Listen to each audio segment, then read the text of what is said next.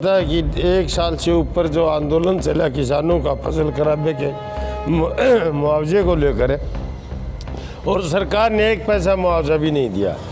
ढाणी मोहब्बतपुर में जो ही आदमपुर का चुनाव घोषित हुआ, ये कह दिया गया कि ये स्कूल मर्ज नहीं होगा, लेकिन जो ही चुनाव पूरा हो गया फिर दोबारा से आदेश दे दिए। संयुक्त किसान मोर्चा की आज हिसार की जाट धर्मशाला में बैठक हुई है, जिसमें निर्णय लिया यही निर्णय लिया है पंचकुला में 26 तारीख को प्रदेश स्तरीय आंदोलन करके राज्यपाल को ज्ञापन दिया जाएंगे। तो आज हमारे पास संयुक्त मोर्चा के जो यहाँ सदस्य हैं, इनसे बातचीत करते हैं। आज क्या फैसला लिया गया है, आज किस तरह की मीटिंग थी, क्या फैसला लिया? ये हरियाणा का संयुक्त किसान मोर्चा की मीटिंग थी और आपको मालूम है कि 26 नवंबर को 2 साल पूरे हो जाएंगे ऐतिहासिक किसान आंदोलन को, जिसमें हमारे 700 से ज़्यादा किसान शहीद भी हुए और उसमें 3 कानून वापसी के रूप में हमारी बहुत बड़ी एक ऐतिहासिक जीत हुई थी।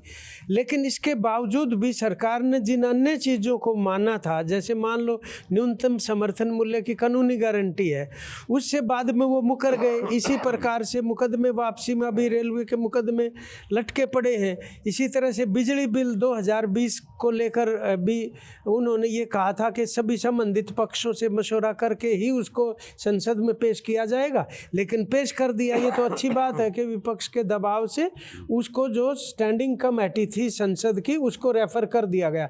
तो हमारे वो 2 साल पूरे होने पर निर्णय ये है राष्ट्रीय स्तर के संयुक्त किसान मोर्चे का कि प्रदेशों की राजधानियों में प्रदर्शन करके संयुक्त किसान मोर्चा ज्ञापन देंगे राष्ट्रपति के नाम, गवर्नरों के माध्यम से। तो यहाँ हम चंडीगढ़ के अंदर कार्यक्रम करके आज हमने उसकी तैयारी के ऊपर बातचीत की है और हम वहाँ इकट्ठे होकर चंडीगढ़ जाएंगे और वहाँ पर ज्ञापन प्रेषित करेंगे। उसके अंदर जो स्थानीय समस्याएं, कोई शिक्षा की है, कोई स्वास्थ्य की है, फसल खराबे की है, हमारी जो खाद की कमी का जो सवाल बार बार उठ के आता है, इन मांगों को भी उसके अंदर हम साथ में जोड़ेंगे। और 14 नवंबर को राष्ट्रीय स्तर की मीटिंग संयुक्त किसान मोर्चा की दिल्ली में होने जा रही है, उसमें भावी कार्यक्रम की भी रूपरेखा आएगी सामने। हमारे साथ और भी किसान नेता सुबह सिंह जी, ये बताएं जो हरियाणा की जो क्या क्या जो समस्याएं हैं, क्या क्या ज्ञापन में सौंपी जाएगी? हरियाणा की यहाँ तो आपको पता है कि एक साल से ऊपर जो आंदोलन चला किसानों का फसल खराबे के मुआवजे को लेकर है और सरकार ने एक पैसा मुआवजा भी नहीं दिया। ये आदमपुर के मतलब चुनाव के अंदर भी इन्होंने कहा आदमपुर और बालसमंद तहसील को 58 करोड़ रुपये जो मुआवजा बनता है वो दिया जाएगा, परंतु उनको भी नहीं दिया गया। इसके साथ साथ हिसार जिले के अंदर आदमपुर तहसील के पूरे जिले के अंदर तो ज़्यादा 28 स्कूलों को जो है ख़त्म कर दिया इन्होंने। हम ये कहते हैं कि एक स्कूल भी हम इसके लिए संयुक्त किसान मोर्चा और किसान सभा निर्णायक लड़ाई लड़ेगी, क्योंकि गांव की जो शिक्षाएं ख़त्म करना चाहती है सरकार। हम ये बता देना चाहते हैं कि उस स्कूल के अंदर ग्रामीण इकाई के किसान और खेत मजदूर और मजदूरों के बच्चे पढ़ते हैं और हमारी शिक्षा को ये सरकार इसकी नीतियां ख़त्म करना चाहती है। जो हमने बड़ी मतलब स्कूल हमने बनाए हैं, ज़मीन हमने दी है, बिल्डिंग हमने दी है, अब सरकार से स्टाफ मतलब जो है टीचर भी नहीं दिए जा रहे और उनको ख़त्म कर रहे हैं। कि हम देखो दुर्भाग्य, सरकारी स्कूल में तो 500 रुपये आपको फीस देनी पड़ेगी, प्राइवेट में डालोगे तो 1100 रुपये खट्टर साहब देंगे। क्यों देंगे भाई? खट्टर साहब है, सरकारी स्कूल को चलाओ, जो हमारे समाज की रीढ़ की हड्डी है उसको तो बंद कर रहे हैं। और ये मतलब जिंदल को और दूसरे सिंह जी, ये बताएं जो खैरमपुर में एक जो धरने पे बैठे थे। हाँ जी, और इसके लिए हमने संयुक्त किसान मोर्चा और किसान सभा ने पूरे हरियाणा के अंदर हिसार जिले के अंदर जो जो स्कूल बंद करे थे उनके आगे आंदोलन और प्रदर्शन कराया था। सरकार ने यह आश्वासन दिया था खैर कि मतलब आपके स्कूल बंद नहीं होंगे।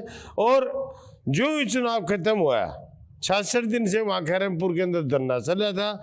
इस सरकार के और वर्तमान जो विधायक चुनकर गए उसके गुंडों ने हमारे जो किसान और ग्रामीण कमेटी जो बनी थी स्कूल को बचाने के लिए, उनका जो धरना स्थल था उसके ऊपर जो टेंट लगा हुआ था उसको जला दिया।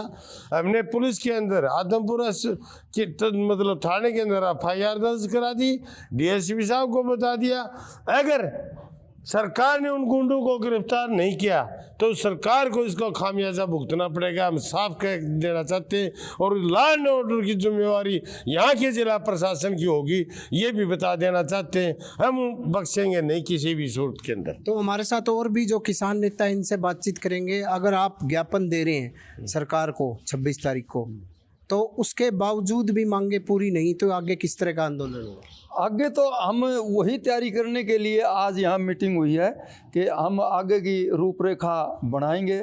और जो ये झूठी सरकार किसानों के जो बार बार झूठे वादे करके मुकर रही है, तो हम एक बहुत बड़ा आंदोलन करने की हम तैयारी कर रहे हैं।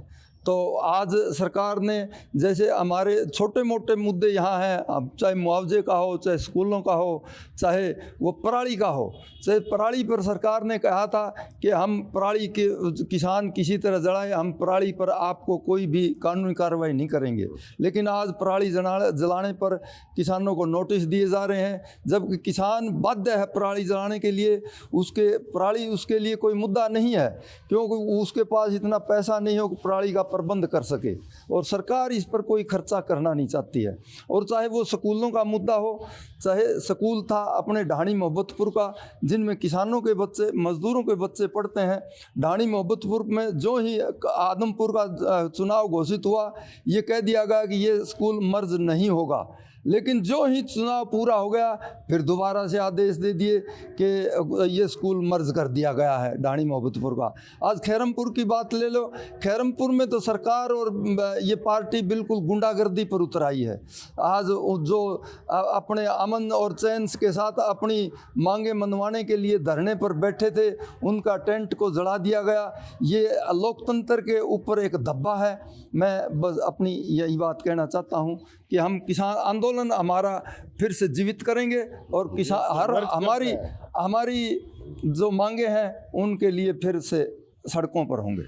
जी, किसान नेताओं ने यही बताया कि 26 तारीख को जो ज्ञापन दिया जाएगा और आंदोलन को और तेज़ किया जाएगा, आंदोलन में और तेज़ गति दी जाएगी। तो ऐसे में आज जो मीटिंग ली गई है जिसमें यही निर्णय लिया गया है, तो बड़ा आगे सभी इकट्ठा होकर ज्ञापन देंगे। प्रवीण कुमार, हरियाणा तक, हिसार।